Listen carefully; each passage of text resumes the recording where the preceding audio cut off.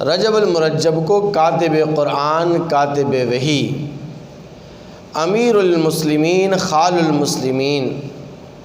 میرے اور آپ کے محبوب پیغمبر صلی اللہ علیہ وسلم کے سالے، حضور اقدس صلی اللہ علیہ وسلم کی زوجہ مطہرہ سیدہ ام حبیبہ رضی اللہ تعالی عنہا کے برادر، کاتب قرآن، کاتب وحی سیدنا امیر معاویہ رضی اللہ تعالی عنہ کا یوم وفات ہے۔ آپ پورا سال دیگر صحابہ کرام کے فضائل اور مناقب سماعت فرماتے رہتے ہیں، لیکن پوری جماعت صحابہ کے اندر یہ امیر معاویہ رضی اللہ تعالی عنہ وہ عظیم اور مظلوم صحابی رسول ہیں کہ جن کے فضائل و مناقب بہت کم سننے کو ملتے ہیں۔ حالانکہ امیر معاویہ رضی اللہ تعالی عنہ کے جتنے بھی فضائل و مناقب لسان نبوت سے بیان فرمائے گئے، قرآن مجید کے اندر جو فضائل اور مناقب ان کے آئے ہیں، ان کو اگر ایک طرف رکھ کر صرف اور صرف اتنا کہہ دیا جائے کہ حضرت امیر معاویہ رضی اللہ تعالی عنہ حضور کے صحابی رسول ہیں، تو یہ صحابی رسول ہونا کوئی معمولی اعزاز کی بات نہیں۔ یہ صحابی رسول ہونا بہت بڑا مقام اور مرتبہ ہے۔ امام اہل سنت علامہ نور الحسن شاہ بخاری رحمۃ اللہ علیہ فرماتے ہیں کہ کل روز محشر عام لوگوں کی نجات کا دار و مدار اعمال کی بنیاد پر ہوگا۔ میری اور آپ کی نجات اعمال کی بنیاد پر ہوگی، تقوی و طہارت کی بنیاد پر ہوگی، عبادت اور طاعت کی بنیاد پر ہوگی۔ لیکن حضور کے جو ساتھی ہیں، حضور کے جو جان نثار ہیں،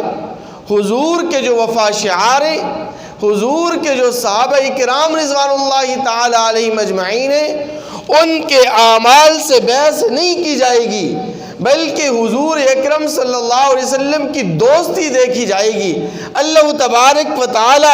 ان کے نامہ اعمال میں جب دیکھیں گے کہ یہ میرے محبوب کا جان نثار ہے، یہ میرے محبوب کا وفا شعار ہے، یہ میرے محبوب کا صحابی رسول ہے، یہ میرے محبوب کا رفیق ہے، یہ میرے محبوب کا یار غار ہے، تو اللہ تبارک و تعالی فوراً ان کے لیے جنت کا فیصلہ فرما دیں گے۔ اور امام اہل سنت علامہ عبد الشکور لکھنوی رحمۃ اللہ علیہ نے اپنی کتاب خلفائے راشدین کے اندر لکھا ہے کہ حضرات صحابہ کرام کے مابین بالعموم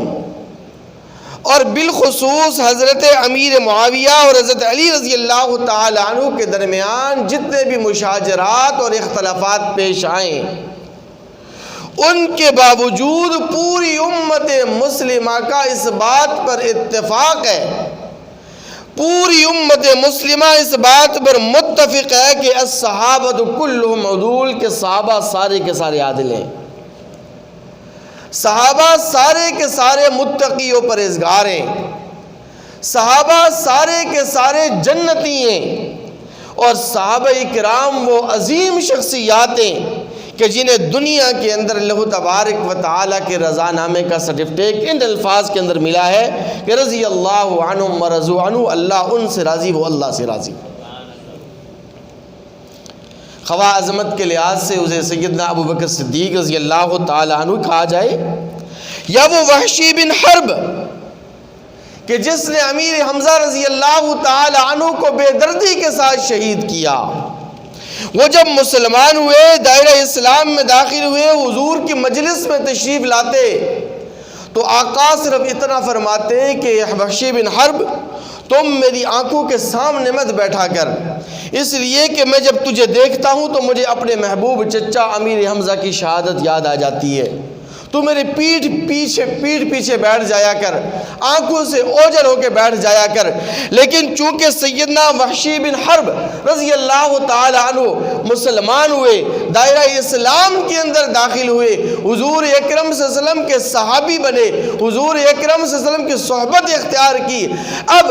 عظمت کے لحاظ سے اور بحیثیت صحابی رسول وہ ہمارے لیے اسی طرح قابل احترام ہے کہ جس طرح سیدنا ابو بکر صدیق رضی اللہ تعالیٰ قابل احترام ہے۔ ہاں فرق مراتب ضرور ہیں، اللہ تبارک و تعالی نے صحابہ کرام کے مابین فرق مراتب ضرور رکھے۔ علماء نے لکھا ہے کہ وہ صحابہ کرام جو فتح مکہ سے پہلے اسلام لائے، فتح مکہ سے پہلے انہوں نے اسلام قبول کیا، ان صحابہ کرام کو پوری جماعت صحابہ اور پوری امت مسلمہ پر فضیلت اور سبقت حاصل ہے۔ پھر اس کے بعد وہ صحابہ کرام جو صلح حدیبیہ کے اندر شریک ہوئے، انہیں پوری جماعت صحابہ پر فضیلت اور عظمت حاصل ہے۔ اس کے بعد جو صحابہ کرام غزوہ بدر کے اندر شریک ہوئے، تو بدر کے شرکاء کو تمام صحابہ کرام اور پوری امت مسلمہ پر فضیلت، سبقت، بلندی اور برتری حاصل ہے۔ پھر اس کے بعد وہ عشرہ مبشرہ کہ جن کا نام لے لے کر آقا علیہ السلام نے فرمایا کہ میرا فلاں صحابی بھی جنتی، میرا فلاں صحابی بھی جنتی، میرا فلاں صحابی بھی جنتی، ان عشرہ مبشرہ کو پوری جماعت صحابہ پر فضیلت اور عظمت حاصل ہے۔ پھر عشرہ مبشرہ میں سے ان خلفائے اربعہ جنہیں ہم ابو بکر صدیق، عمر فاروق، عثمان غنی، علی المرتضیٰ سب کہتے ہیں رضی اللہ تعالی عنہم اجمعین، انہیں پوری جماعت صحابہ اور پوری امت مسلمہ پر فضیلت اور سبقت اور رفعت اور بلندی حاصل ہے۔ پھر ان خلفائے اربعہ میں حضرات شیخین یعنی حضرت ابو بکر صدیق اور حضرت عمر فاروق رضی اللہ تعالی عنہ کو پوری جماعت صحابہ پر فضیلت اور عظمت حاصل ہے۔ پھر شیخین میں سے سیدنا ابو بکر صدیق رضی اللہ تعالی عنہ بعد از انبیاء پوری عالم انسانیت میں، پوری امت مسلمہ میں سب سے زیادہ فضیلت اور عظمت والے صحابی رسول ہیں۔ یہ فرق مراتب ضرور ہے، لیکن اس کا یہ مطلب نہیں کہ حضرت امیر معاویہ رضی اللہ تعالیٰ عنہ چونکہ اس درجے کے صحابی رسول نہیں ہیں۔ ہاں یہ بات حقیقت ہے کہ امیر معاویہ رضی اللہ تعالیٰ فتح مکہ سے پہلے اسلام لانے والوں میں شامل نہیں، امیر معاویہ رضی اللہ تعالیٰ عنہ صلح حدیبیہ کے شرکاء میں سے نہیں، امیر معاویہ رضی اللہ تعالیٰ بدر کے شرکاء میں سے نہیں، امیر معاویہ رضی اللہ تعالیٰ عنہ عشرہ مبشرہ میں شامل نہیں ہے۔ لیکن یہ کہہ دینا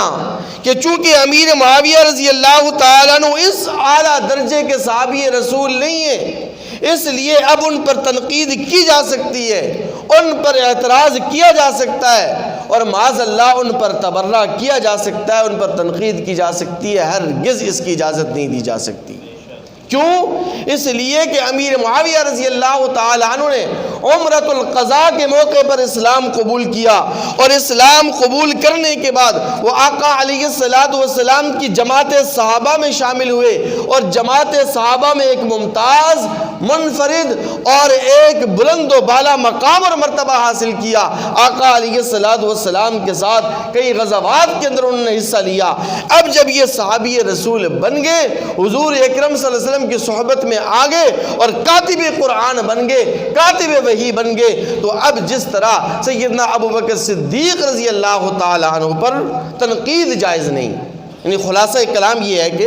کہ جس طرح سیدنا ابو بکر صدیق رضی اللہ تعالی عنہ، یا پھر یوں کہہ لیں کہ سیدنا ابو بکر صدیق رضی اللہ تعالی عنہ جو صحابی اول ہیں، ان سے لے کر آخری صحابی رسول حضرت ابو طفیل تک جتنے بھی صحابہ کرام گزرے ہیں، یہ سارے کے سارے صحابہ ہمارے لیے قابل احترام ہیں، تمام کے تمام اہل بیت عظام ہمارے لیے قابل احترام ہیں، تمام کے تمام ازواج مطہرات ہمارے لیے قابل احترام ہیں، تمام کے تمام صحابیات ہمارے لیے قابل احترام ہیں۔ تو جس طرح پوری جماعت صحابہ ہمارے لیے قابل احترام ہے، اسی طرح سیدنا امیر معاویہ رضی اللہ تعالیٰ عنہ بھی ہمارے لیے قابل احترام ہے۔